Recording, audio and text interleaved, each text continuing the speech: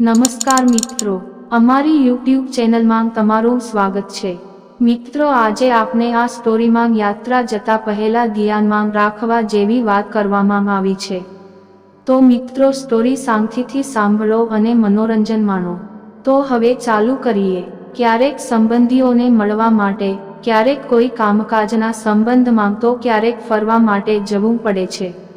દરેક વ્યક્તિએ જીવનમાં કોઈને કોઈ હેતુ માટે પ્રવાસ પર જવું જ પડે છે। આવી સ્થિતિમાં કેટલીક મુસાફરી સફળ અને આરામદાયક હોય છે, જ્યારે કેટલીક મુસાફરી શરૂઆતથી સમસ્યાઓનો સામનો કરે છે અને અંત સુધી ચાલુ રહે છે। જ્યારે આપણે કોઈ હેતુ માટે અથવા કામ માટે મુસાફરી કરીએ છીએ, ત્યારે આપણે હંમેશા જે કારણસર મુસાફરી કરીએ છીએ તેમાં સફળતા મેળવવાનો પ્રયાસ કરીએ છીએ। પરંતુ પ્રવાસ કેવો રહેશે અને પ્રવાસ સાનુકૂળ પરિણામ આપશે કે નહીં, તે આપણે કઈ તારીખે યાત્રા માટે નીકળ્યા તેના પર આધાર રાખે છે। જ્યોતિષ શાસ્ત્રમાં યાત્રાને લઈને ઘણી વસ્તુઓનો ઉલ્લેખ કરવામાં આવ્યો છે। તેમના મતે, મુસાફરી કરતી વખતે વ્યક્તિને કોઈ સમસ્યાનો સામનો કરવો પડતો નથી અને વ્યક્તિ જે હેતુ માટે મુસાફરી કરે છે તેમાં સફળતા પણ મળે છે।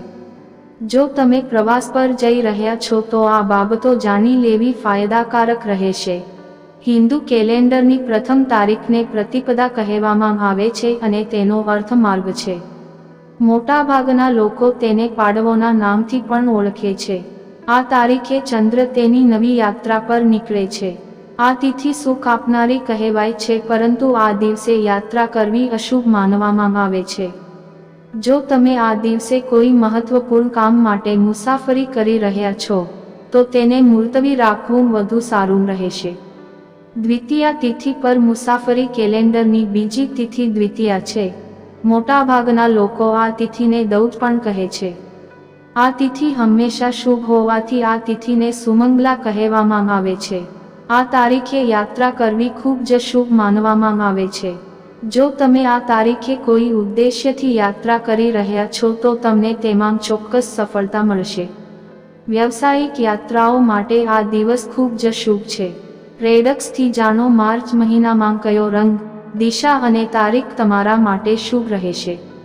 તૃતીયા તિથિ પર મુસાફરી કેલેન્ડરની ત્રીજી તારીખ તૃતીયા છે અને તેને તીજ તરીકે પણ ઓળખવામાં આવે છે।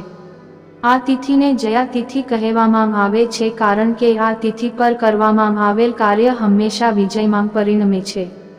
આ તિથિ ચંદ્રની ત્રીજી ચરણ છે અને આ તિથિએ યાત્રા કરવી ખૂબ જ શુભ માનવામાં આવે છે। જો તમે આ તારીખે ડૉક્ટરની મુલાકાત લેતા હોવ અથવા દવાઓ લેતા હોવ તો વ્યક્તિ જલ્દી સ્વસ્થ થઈ જાય છે અને સ્વાસ્થ્ય લાભ મળે છે।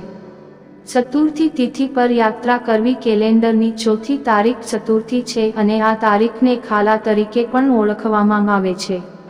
આ તારીખે કરવામાં આવેલ કોઈપણ કાર્યનું શુભ ફળ નથી મળતું। આ તારીખે યાત્રા કરવી અત્યંત નુકસાનકારક કહેવાય છે। આ તારીખે ક્યારેય યાત્રા ન કરવી જોઈએ।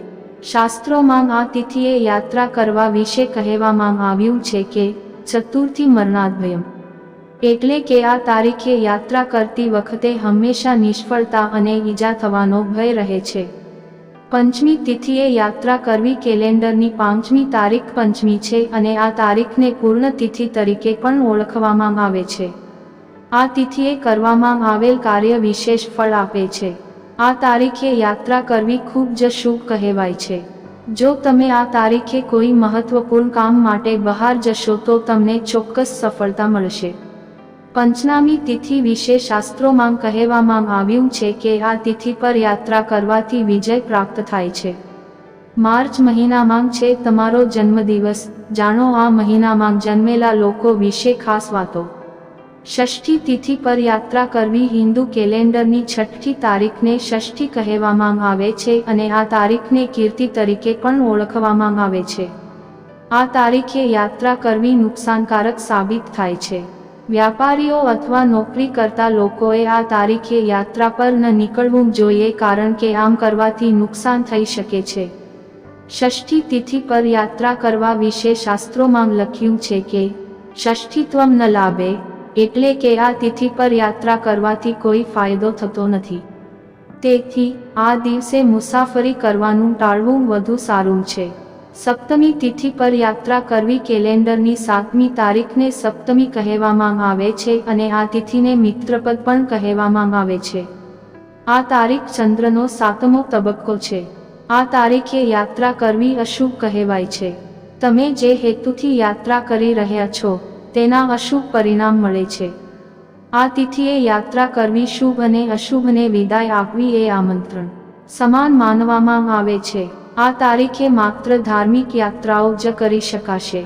જો તમે કોઈ દિવ્ય દર્શન માટે જઈ રહ્યા છો તો આ તારીખે જાઓ. અમારી YouTube ચેનલમાં નવા હોય તો ચેનલને સબસ્ક્રાઇબ કરી લેવી જેથી અમે તમારા માટે આવા નવા વિડીયો લાવતા રહીએ. જય માતાજી.